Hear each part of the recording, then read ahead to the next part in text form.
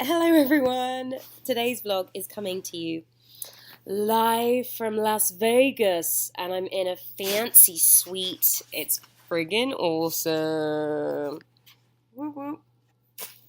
So I'm in Vegas to do some work. But the subject of today's vlog is called Going All the Way to Network.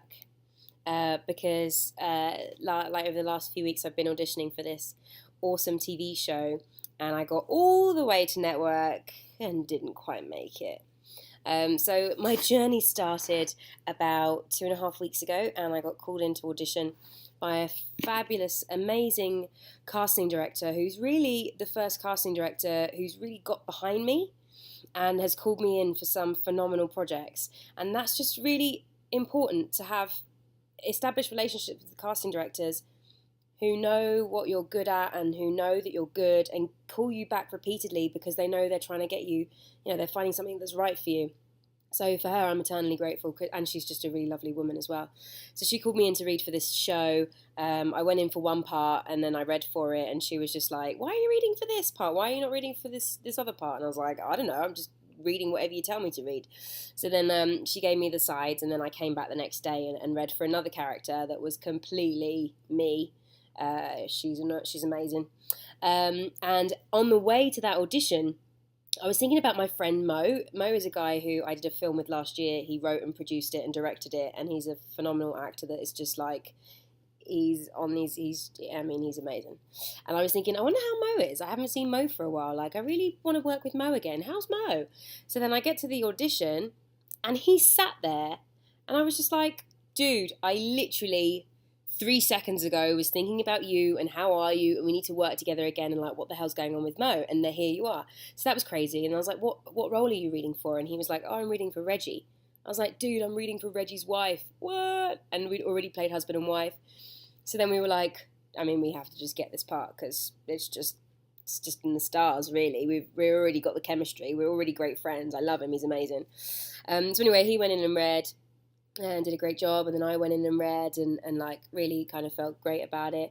And then a few days later, or maybe like a week later, I get a message from him going, oh, I'm going to go in and read for the producers next week. Have you heard anything? And I was like, no, I haven't. But then a few days later, I get a call from my agent saying that I was going in to read for the producers the next day. So that was freaking cool. I was like, oh, we're getting closer. And yeah, and when I went in and read for the producers, it was actually a couple of them. One of the producers was the writer and the producer, and he's also an actor. And he was just really lovely because it was great to read with somebody who's one, an actor, and two, has written the script, and so he kind of just knows what he wants. And that was really fun and great. I didn't feel like I nailed it, but I felt really happy with it. And then a few days after that, well, it was probably like a week later, I suppose, I was in Omaha, Nebraska, having a wild time, and I got a phone call from my friend Mo, and he was saying, "Hey, I'm going in to test for the network next week. Have you heard anything?" And I was just like, "No." I was like, "But dude, that's amazing." Like, I was like, "I guess if I don't hear anything in the next couple days, then I'm out of the running. So, but good for you. Like, that's amazing." And then, like 2 hours later, I get a call from my agent saying, "Yeah, you got a test for the network." And I was like, "Ah, this is amazing." So that was really exciting because it's the first time I've tested for network. So for those of you who might not know what testing for the network is, because I didn't until about a week and a half ago, it's like after you've met with the producers, you go and meet the network executives, and it's for them to like see you and kind of for people to kind of make their final say and see the last people that are in the running. And a part of that process, which I'm not sure if it's for like all networks or everything, but part of this process was, you sort out contracts and you deal with all of that. So we're like signing these contracts and stuff. So it kind of really made it feel like it was real and it was happening, but really you're still just auditioning. And the reason that they get you to sign all the contracts before you test is so that if they offer you the part, you don't turn around and then go, I want $1 million an episode. So you can't do that after they've offered it to you. So everything's agreed beforehand, and then you go back and you test, and then they make the decision and they let you know. And if you get it, then your contract's valid, and if you don't, then it doesn't mean anything. So anyway, we got all that dealt with, and and there was like maybe about 5 days before I went in and tested, and I was just so excited because like I just think the show is brilliant. Like it's going to be really great, and I love the character. She's me, and so I was just like, oh, I really want this. But instead of letting it get really overwhelming and letting it, I'm gonna have some wine. I'm in Vegas. I'm gonna have some wine. I'm gonna go out for a drink after this, but not too crazy because I've got to work first thing in the morning. Anyway, so instead of getting like really overwhelmed and freaked out and being like, oh fuck, I decided to look at it like this. So I've been doing a show for about nearly a year now. When I auditioned for that show, you know, it was like, oh, you're auditioning for the show, but then actually now a year later, I feel so comfortable about it with it. You know, everybody that I work with, they're like friends. So even the producers, the clients, you know, everybody, I'm really comfortable, and there's friendships there, and like I know what I'm doing. And so I thought, instead of looking at this network test as like, oh my god, this is the biggest audition you've ever had, like don't fuck it up, I just thought of it as you're going there to meet people that you're going to be working with for the next couple of years. And I love meeting new people. And when I looked at it like that, it didn't become a scary thing. So every time I started to think about it as like this big audition and like, oh my god, you know, oh my god, this is a big thing. You've got this big thing tomorrow. This big thing. I just was like, it's not a big deal. It's just you're going to meet people that you're going to work with for the next few years, and you're going to be great. So then I got to the test. It was last Wednesday. I arrived and I kind of felt really good. I felt confident and I felt like I knew what I was doing, and it just felt really good. And, you know, some of the other actors started to come in, and they were all so lovely, like, really nice bunch of people, actually. Like, there was none of that, like, Well, there was a little bit of from, like, one person, but, like, generally everybody was so lovely. And before we went to do our stuff, the guy that I read with, the writer and producer that I read with at the producer callback, he kind of got us all together and just said, you know, look, I'm an actor. You know, I understand that this can be like a bit stressful, but you've come this far, like you're very talented actors, you don't have to worry about that. You know, we're not going to stop until you feel like, until you've been comfortable and you feel like you've done a good read. So, you know, just go in there and, you know, do your best and enjoy it. And I was like, that's really, really nice. And it was just really nice to hear. Like, I felt good anyway, but it was just so nice for him to take that moment to say that. So that was amazing.